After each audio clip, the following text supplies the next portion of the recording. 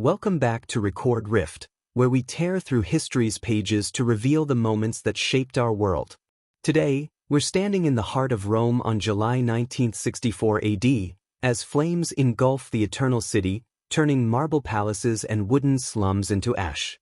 Picture panicked citizens fleeing through choking smoke, while whispers spread that Emperor Nero played his lyre, reveling in the chaos. The Great Fire of Rome wasn't just a disaster. It was a turning point that birthed a myth and reshaped an empire. Did Nero really fiddle as Rome burned? What caused this inferno? Join us as we unravel the Great Fire, a saga of destruction, blame, and rebirth. Let's ignite the past. In 64 AD, Rome was the glittering capital of a vast empire, home to 1 million people, emperors, senators, merchants, and slaves. Sprawling across 7 hills, the city boasted grand temples like the Pantheon and bustling forums, but its heart was a maze of narrow alleys packed with wooden tenements, ripe for disaster. Emperor Nero, at 26, was a controversial ruler, known for his love of poetry and theater but distrusted by Rome's elite for his erratic behavior.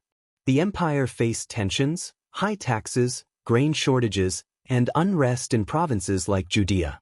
Fire was a constant threat in Rome, with no organized fire brigade, only night watchmen with buckets. Yet, the city thrived, unaware of the calamity about to strike. The fire began on the night of July 18 to 19, 64 AD, likely in a merchant shop near the Circus Maximus, where oil-soaked goods caught a spark.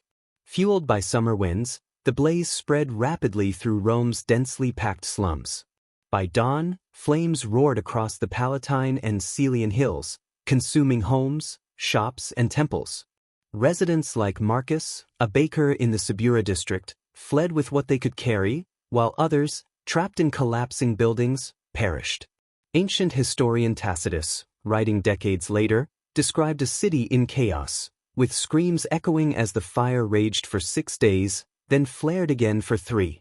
Of Rome's 14 districts, 3 were destroyed, and 7 severely damaged, leaving thousands homeless. Nero's response to the fire has been debated for centuries. Tacitus and Suetonius, both critical of Nero, claim he was at his villa in Antium, 35 miles away, when the fire began, returning only on the 2nd day. He opened his palace gardens to refugees, distributed food, and organized relief, but rumors swirled that he watched from a tower, singing about Troy's fall while playing his lyre. Modern scholars doubt this, noting the Lyre story emerged later, likely as propaganda by Nero's enemies. The fiddle, an anachronism, wasn't invented then, but the image of a callous Nero stuck. Some sources, like Cassius Dio, even suggest Nero started the fire to clear land for his grand Domus Aurea palace, though evidence is thin, pointing more to an accidental spark. As the flames died, Rome faced a scapegoat hunt. Nero, under pressure to deflect blame, accused Christians, a small but growing sect mistrusted for their secretive rituals. Tacitus records brutal persecutions. Christians were crucified, burned as torches, or torn apart by dogs, possibly including apostles Peter and Paul. This marked Rome's first major Christian persecution, cementing their martyrdom narrative. Estimates of the fire's toll vary. Hundreds likely died, with thousands displaced. The economic cost was staggering, with looted treasures and ruined markets.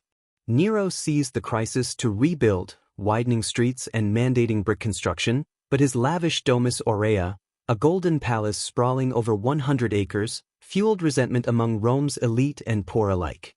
Rebuilding Rome transformed the city. Nero's reforms introduced fire-resistant stone buildings and broader avenues, improving sanitation and safety. The Domus Aurea, with its artificial lake and frescoed halls, became a symbol of excess, though it was later buried by successors. The fire weakened Nero's rule. His taxes to fund rebuilding and rumors of arson eroded support, leading to his downfall in 68 AD. The persecution of Christians sowed seeds for their later rise, as martyrdom stories spread. Rome's recovery showcased its resilience, but the fire exposed social divides, with the poor suffering most while Nero's projects favored the elite. The Great Fire's legacy endures in history and myth.